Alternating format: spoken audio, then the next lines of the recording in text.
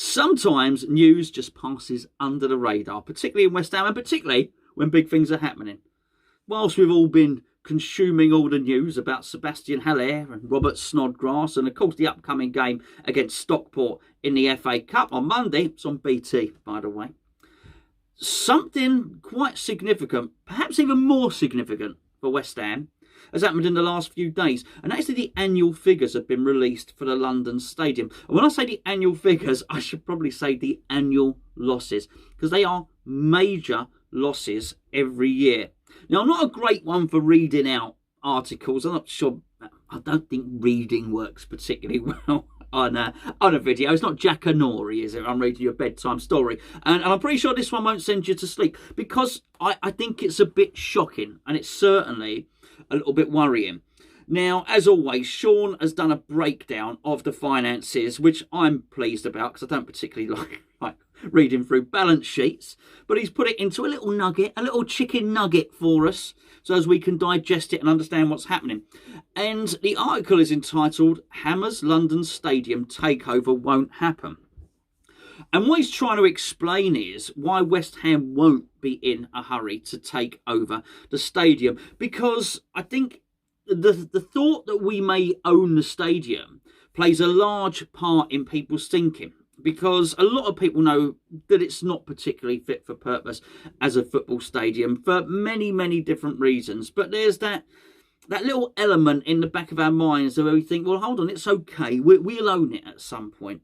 I think there's a good train of thought, and one that I personally have gone along with for quite some time, is that the owners were playing some game whereby they would get offered ownership of the stadium and they'd snap it up. And then all of a sudden we'd get given this iconic piece of land where this very successful Olympics were held, and we'd basically own it. That would sort of almost fatten up the club, and we'd be a more desirable purchase if anybody wanted to come along and buy West Ham. Well, it appears that's not the case. And I do believe that there is a certain amount of smoke and mirrors, but a certain amount of, if we're going on the magician's analogy, a certain amount of misdirection in a lot of these quotes. There's messages being sent out here. And I do wonder if it could possibly mean that at the end of it, and I'll go through it now rather than let you wait to the end for the bombshell, at the end of it, is there a possibility that West Ham end up with no home and no ground? I don't know. Let me read through this article for you. So it starts to say, London Stadium lost another 29 million last year, but West Ham are unlikely to offer to buy it any time soon. In 3 words, the place is a huge financial liability, and the original business plan was badly flawed. That's a lot more words than 3, Sean, by the way. What I want to point out is last year that they made a £29 million loss. This is really significant. That is up to March, at the end of March, at the beginning of April. It's a financial year. Well, without being funny, the what's it hadn't hit the fan at that point.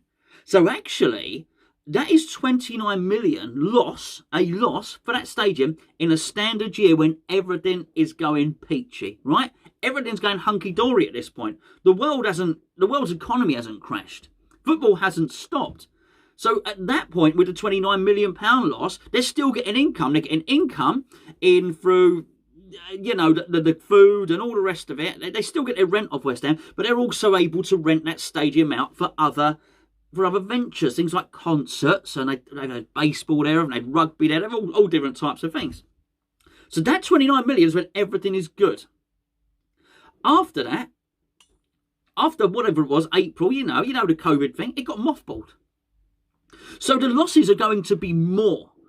Well, it was 25 million when it was good. Wait until they get the year's finances in that cover COVID as well. They are not going to be good at all. So let me just read on in this. It says, although the former Olympic Stadium cost over 750 million to build, it continues to lose taxpayers' money at a colossal rate.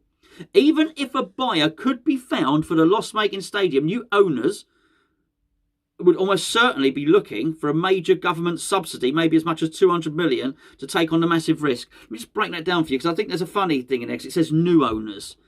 What they're saying is that even if the government turned around and said, look, this thing is losing us money hand over fist, we're losing a lot of money here, please take the stadium, please have it, that any new owner, forget the new owners, I don't know why that's, but new owners, current owners, it doesn't matter, it muddies the water slightly. The owners would turn around and say, no, we don't want your stadium for free. You need to give us 200 million to take it. Now, don't get me wrong, I completely understand the financial reasoning for doing that, because what the government would be offering would be a loss-making venture. So any potential recipient at a stadium would be saying, well, you need to offset our losses, but otherwise we're just not going to take it on. Anyway, it says onerous contracts with UK Athletics, West Ham United and Delaware North, they do the catering, basically, would mean it takes tens, if not hundreds of millions to buy them out or to renegotiate. Each West Ham game costs £280,000 to host, with only £150,000 coming in rent. So for every game, it costs the stadium £280,000, but off West Ham they only get £150,000. So already you've got a deficit there straight away. There's £3 million in local council rates, plus insurances, staff. Anybody who's been to that stadium, I have never seen so many staff. I've never seen so many people in luminous jackets, high-vis jackets, and from the moment you get out of that station, they're everywhere. Staff everywhere. Now, a big part of that was the legacy of the games, a legacy to not only regenerate the area but offer jobs. I've been to events. I went to Ashley Joshua. Who's that? The boxer. I went to the Anthony Joshua fight at Wembley. I tell you now, right? And Wembley was packed out, full up that day. There's more stewards at London Stadium than they have at Wembley for big events. It costs a massive amount of money. Suggestions that West Ham would be prepared to buy the stadium for £1 could not be more wrong. That the pound is a pound is there. It's a small amount to signify the transfer of deeds from one place to another. Says the Hammers would insist on a large government subsidy, which probably wouldn't be palatable to politicians. However, West Ham taking on management and operations seems a much more realistic proposition in the short term and could suit both parties. Basically, it would be a case of West Ham running the stadium. Yeah, okay, maybe, but that's not going to solve. That's a sticking plaster, isn't it? Let's be fair. That's not solving the problem. The penultimate sentence is the one for me. The Hammers would insist on a large government subsidy, which probably wouldn't be palatable to politicians. I don't just think it wouldn't be palatable to politicians. I don't think it's palatable to the taxpayer or to anybody else. Which leaves me wondering if those are the choices. So it seems to me here's the choice. The stadium continues to lose more than £29 million a year. All right, and I say this at a time when money is scarce. There are massive. The government are giving bailouts left, right, and centre here, but they're giving them to businesses that are struggling. They're trying to build new hospitals and more hospital beds and all the rest of it. Basically, my point is, if you're in big government or you're in local government or particularly London, £30 million is better spent elsewhere than covering the losses at West Ham. And that's without, by the way, the worst financial year being factored in. I don't know what that 29 million becomes. Who knows? But let's just call it 30 million. It's going to be more than an extra £1 million loss. Where's the appetite for subsidising it every year? Because that is coming out of the tax burden. That's coming out of Londoners' pockets, basically. So where is going to be the desire to keep running that? I think you can all agree that there will come a point where the London Assembly or whatever it is turns around and says we cannot afford to keep subsidising this stadium. Okay, what are you then going to do at that point? Now, obviously, at such a point, there would be the train of thought is that, okay, let's just give it to West Ham. Then we cut our losses, we spent big, but we had a successful Olympics, and it was successful. Excuse me. 2012 was fantastic. I was lucky enough to go. It was brilliant. So actually what you did in terms of putting on a world-class Olympic Games, it worked. I mean, it really did. Mo Farah and Jessica Ennis and, I'm forgetting the geese that did the triple jump now, but he was very good. Greg Rutherford. Very, very good games. Very good games. Massively successful. That happened. So you paid that. It brought a lot of business and a lot of traffic into London. It did what it was doing. And then you hand the stadium over to West Ham. But what if at that point West Ham are saying, no, we don't want it? It then appears that the Assembly are left with, basically the people who are making the decisions for London's finances are left with two choices.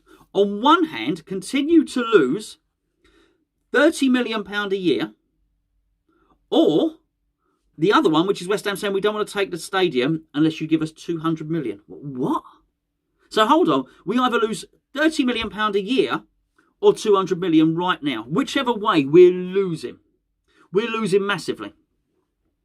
I've got to be honest with you, to take the West Ham spectacles off for a second, if I was on that assembly, and that was me, and I mean I had nothing to do with West Ham at all, my only job, if I was on that assembly, was to look after Londoners' finances, I'd be saying we need to look at the small print of this. We need to do an investigation. Because if those are only two choices, losing 30 million every single year, or give someone 200 million pound now and lose the asset and lose everything altogether, those are only two choices. There has to be a third choice, because neither that one nor that one is palatable to me. Do something else. Find something else. Look through the small print. And one of the first things I'll be looking at is mothball the stadium. Mothball it. Close the stadium. It ain't great. Well, the asset will depreciate, but it means if you mothball it, literally put a fence around the whole thing and close it down. If they were to do that, then they're saving 30 million every year, or obviously over 10 years, 300 million. Important money at the moment.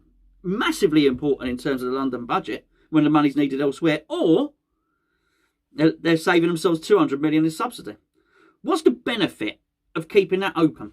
There's no benefit to keeping it open. So you'd look at it and think, why are we keeping it open? Well, because contractually we have to supply West Ham with a ground. I've got to be honest with you. I think I'd be looking at it thinking, we need to get out of this. We need to wriggle out of this some way. Is there a potential that West Ham can ground share with somebody else? Would West Ham go out of business? Somebody probably on that stadium would turn around and say, no, they can share with such and such. There are precedents. There are precedents for clubs loaning, borrowing, sharing a stadium, whatever the case may be. Wembley, whatever. They'd probably be better off giving us 5 million or whatever, giving the FA 5 million and whose profits are down, and paying for us to use Wembley or something. I don't want it, by the way. I'm just looking at this from a completely different angle. But take it to its natural conclusion here. They don't want to pay £30 million a season, a year. They don't want to give 200 million. How long is that going to go on for? It ain't going to go on indefinitely. At some point, someone, once they finish dealing with all this nastiness, can have a look at it and think we've got to recoup a lot of money back. And I'll tell you what, I think the stadium will be one of the first things to go. And I just wonder, because I think here we're playing hardball. This whole messaging that I've read out, we wouldn't even take it for a token payment. If you want us to take the stadium, we're doing you a favour. We're doing you a favour by taking it off your hands. It's a game of poker. Give us 200 million and we'll take the stadium off your hands. I think it's a game of bluff. Trouble is when you call people's bluff sometimes, you've got to see it through to the end. And I just wonder if we play hardball to that extent, and all we're doing is giving people, saying, well, hold on, we'll take over as sort of day-to-day management. It's still going to lose loads of money, or you can pay us a load of money. You leave people with those two choices, and actually turn around and say, actually, West Ham, we can't do this. We can't afford it. London can't afford it. We're very, very sorry. We made an agreement with you, but that was back then. Things have changed massively. You can't play at the London Stadium anymore. You're going to have to find yourselves a new home.